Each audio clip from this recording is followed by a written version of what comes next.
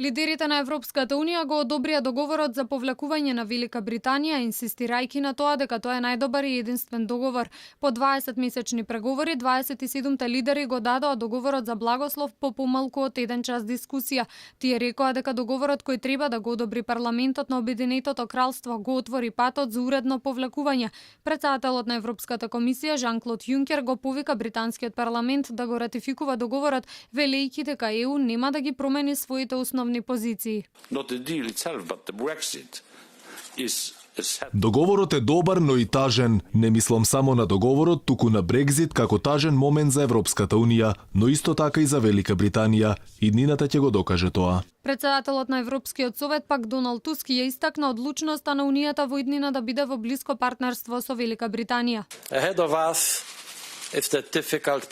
Пред нас е тежок процес на ратификација како и понатамошни преговори. Без оглед како се заврши, едно е сигурно, ние ќе останеме пријатели до крајот. Според британската премиерка Тереза Меј, со денешното потпишување на договорот на самитот на ЕУ го означува крајот на една фаза и почетокот на неопходна национална дебата за иднината на Велика Британија. Таа рече дека парламентот ќе гласа за договорот за повлекување од ЕУ до Божик.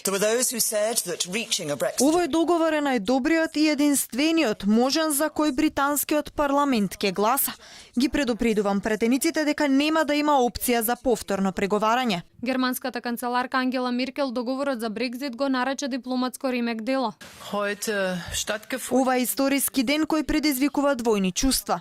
Трагично е што Велика Британија ја напушти Европската Унија по 45 години, но ние мора да го почитуваме гласот на британскиот народ. И покрај прифаќањето од страна на Европскиот совет, договорот за повлекување на Велика Британија на почетокот на декември мора да биде одобрен од страна на британскиот парламент, кој во овој момент според реакцијата на парламентот делува како речиси на возможна мисија за премиерката Меј.